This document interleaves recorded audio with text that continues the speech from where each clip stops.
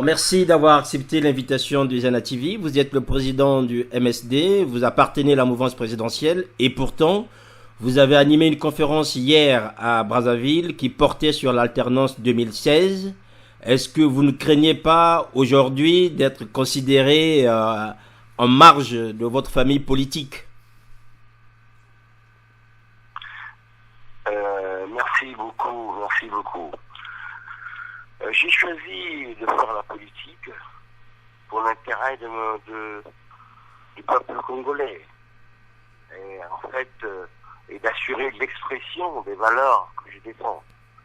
Je disais à quelqu'un d'autre que je ne suis pas un mercenaire de la mouvance présidentielle, ni un mercenaire de l'opposition. J'ai des valeurs et j'essaie de les exprimer. Je pense qu'aujourd'hui, les valeurs qui sont les miennes se heurtent aux positions qui sont prises par la majorité présidentielle concernant le débat sur la conscience dans mon pays. Et je me démarque de cela. Voilà. Alors, cette démarcation, concrètement, elle consiste à quoi? Dire non à la révision de la Constitution, dire non à un mandat supposé du président Denis Sassou Nguesso après 2016? Vous avez raison, pour moi, n'est-ce pas? Dire non à la Constitution, ça veut dire non à un troisième mandat du président de la République. Je pense que le président de la République a fait ses 2 mandats, d'accord? Il est mis de question qu'il fasse un troisième mandat. Je pense que c'est faire injure, à mon avis, de faire injure à tout le reste des Congolais. Après moi, c'est le déluge. Non. Je pense qu'il est important, si nous voulons asseoir la démocratie dans notre pays, et que nous puissions favoriser à ce que les jeunes, nos enfants aujourd'hui, puissent évoluer dans une culture démocratique qui soit une culture de paix et non d'élections toujours sujettes à des problèmes bizarres, des problèmes d'armes, des suspicions de guerre. Et je pense qu'il est temps que nous puissions respecter nos engagements.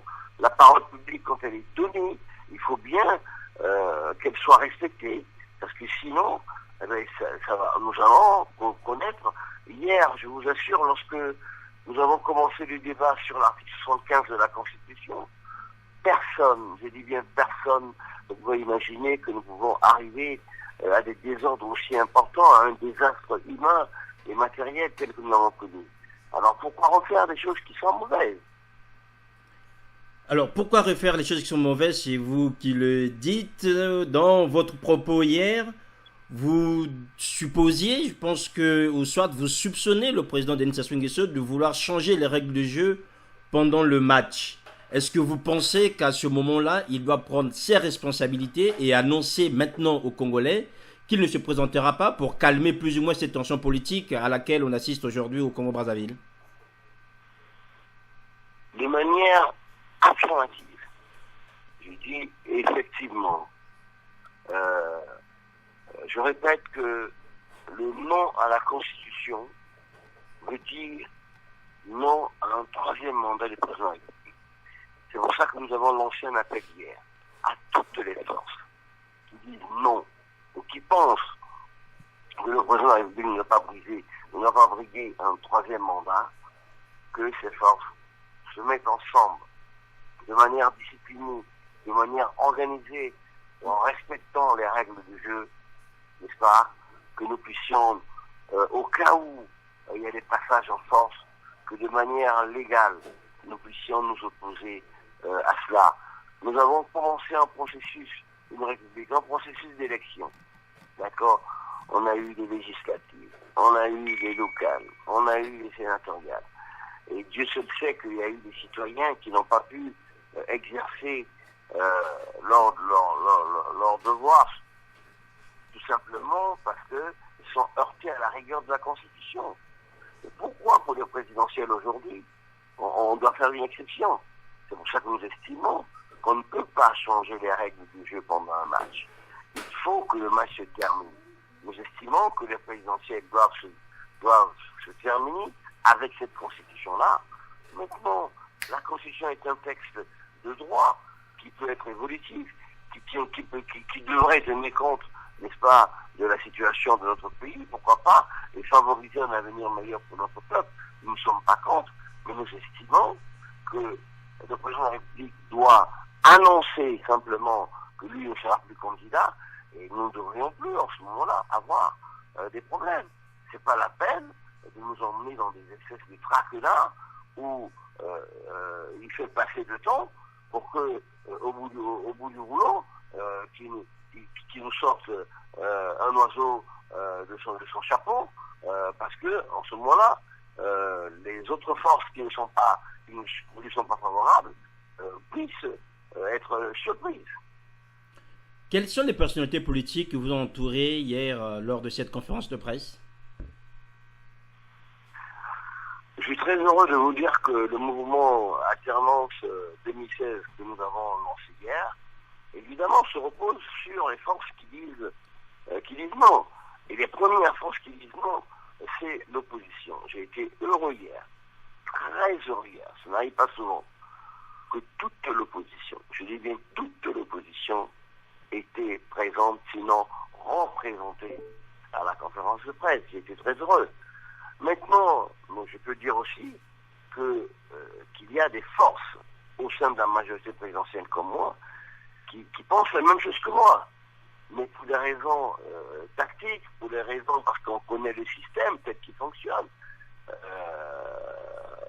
Il y en a qui ne sont pas suspendus comme nous autres, qui n'avons peur de rien, parce que mourir, tout le monde mourra un jour, n'est-ce pas? En lingala, on dit c'est quoi? C'est-à-dire que ad vitam aeternam n'existera jamais. Il y aura toujours alternance un jour. Même puisque le bon Dieu lui-même écrira une alternance. Donc c'est pour cette raison que hier, nous avons été très heureux de constater que toute l'opposition, plus de 36 partis politiques qui constituent l'opposition aujourd'hui, étaient dans la salle. Et aussi d'autres forces de la majorité présidentielle, mais n'ont pas voulu les mettre en exergue. On a parlé de la présence d'André Okombi-Salissa. En tant qu'individu, il n'était pas là, mais son mouvement était largement représenté hier. Et nous sommes très heureux et nous nous félicitons de ce que notre frère André Okombi-Salissa ait dépêché une forte délégation hier à la conférence de presse. Alors, votre conférence de presse, Monsieur Serge Blanchard-Roba, s'est terminée par un appel. Est-ce que vous pouvez rapidement nous synthétiser cet appel que vous lancez aujourd'hui à l'opinion nationale et internationale? Merci beaucoup. Nous estimons d'abord que on ne peut pas modifier la Constitution pour des raisons strictement personnelles. Parce que nous pensons qu'aujourd'hui, la révision de la Constitution telle que proposée par le parti du président de la République se fait d'abord pour des raisons personnelles. C'est-à-dire que la question du troisième mandat du président de la République se trouve en jeu. Et nous ne sommes pas favorables. Deuxièmement, nous estimons que cette révision de la Constitution ou le changement de la Constitution telle que proposée ne répond à aucun besoin à l'heure actuelle important au niveau politique qu'au niveau des institutions de la République. Il n'y a pas de désordre au niveau des institutions de la République. Donc on peut passer le cap des présidentielles sans problème et modifier la Constitution de manière sereine. N'est-ce pas? C'est pour cette raison que nous estimons que aujourd'hui que toutes les forces, n'est-ce pas, qui disent non au niveau national comme au niveau international, que toutes les forces fassent jonction pour que nous puissions réussir une alternance saine, une alternance sans heurts, une alternance sans problème en 2016. Souvent, on n'a pas pu obtenir des résultats dans les choix politiques qu'on a fait parce qu'on a mis en avant les problèmes de leadership, parce qu'on a mis en avant des problèmes qui sont liés à une espèce de désorganisation. Et donc cette fois, nous pensons que le rassemblement, la discipline, une stratégie cohérente puisse en fait nous permettre d'avancer. Je voudrais citer quand même un exemple. Le Sénégal aujourd'hui avec le président Macky Sall, on donne un exemple d'alternance organisée par les forces qui n'étaient pas d'accord au président Ouad. C'est ce qui est, et le président Ouad aussi a accepté les résultats sans problème.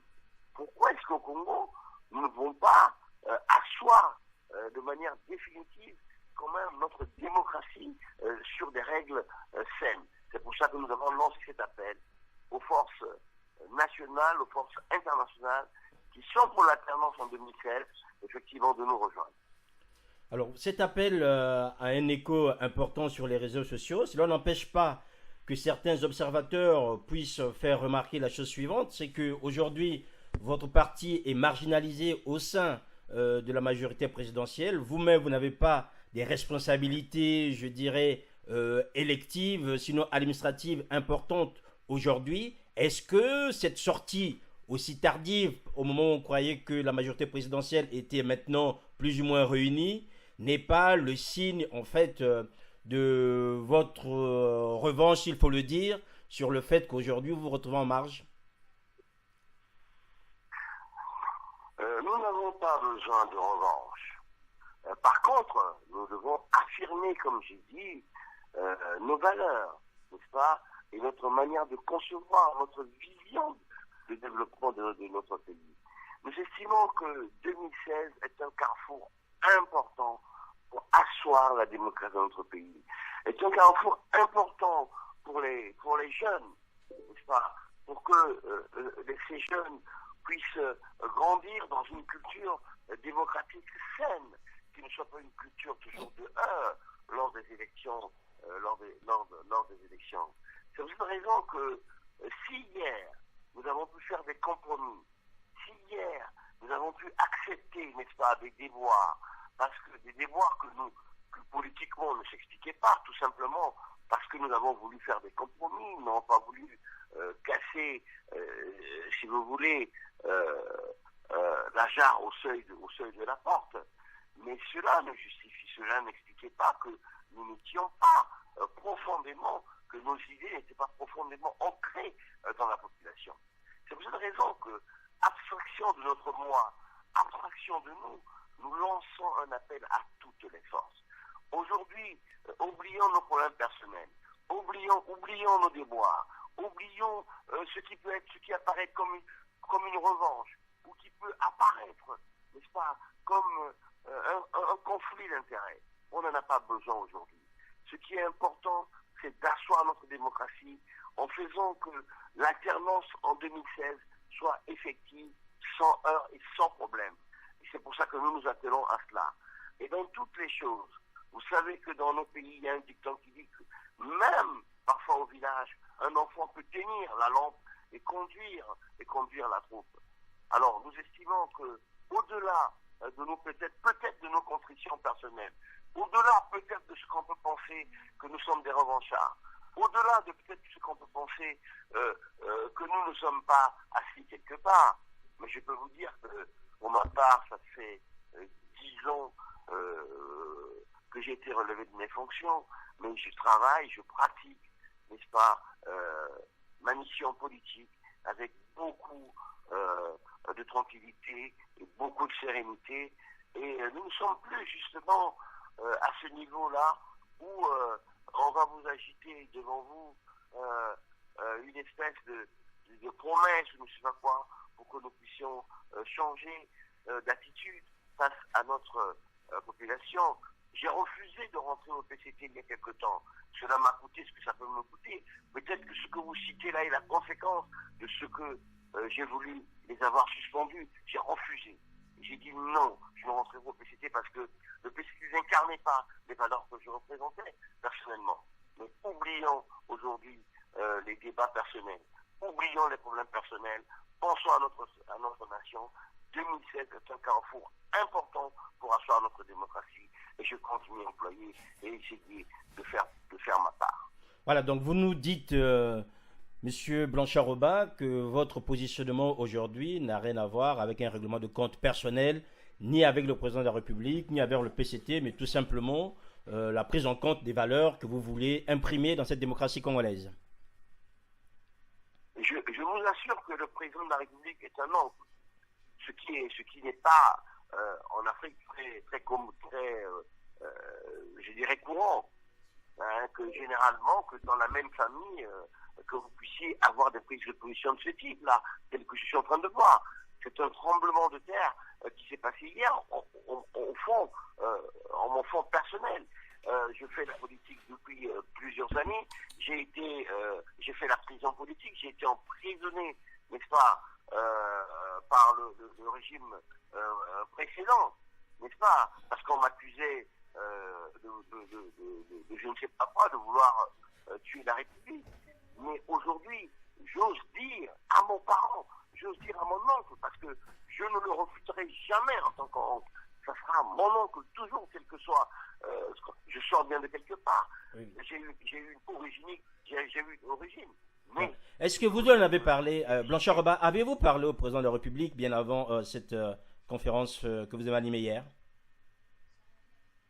Ben, il connaît mes points de vue. Il connaît mes points de vue. Et je n'ai pas sur la place publique à présenter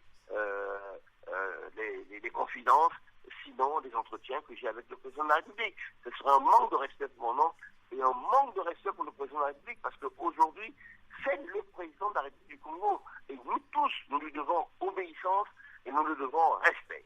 Par rapport à cette obéissance et à ce respect, Blanchard-Oba, que pensez-vous des consultations que le président a menées entre le 20 mai et le 5 juin dernier?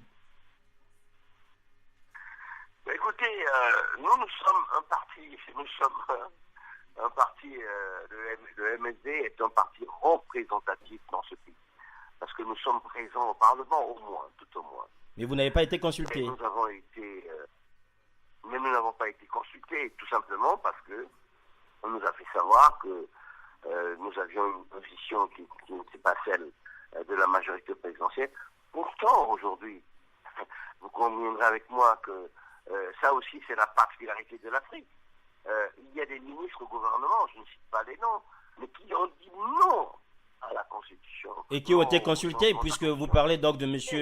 Brice Kolela, qui lui dit non à la Constitution, mais qui a fait l'objet de consultations. C'était le premier à être consulté. C'est mon frère, Brice. C'est mon frère Brice Patrick Kolela.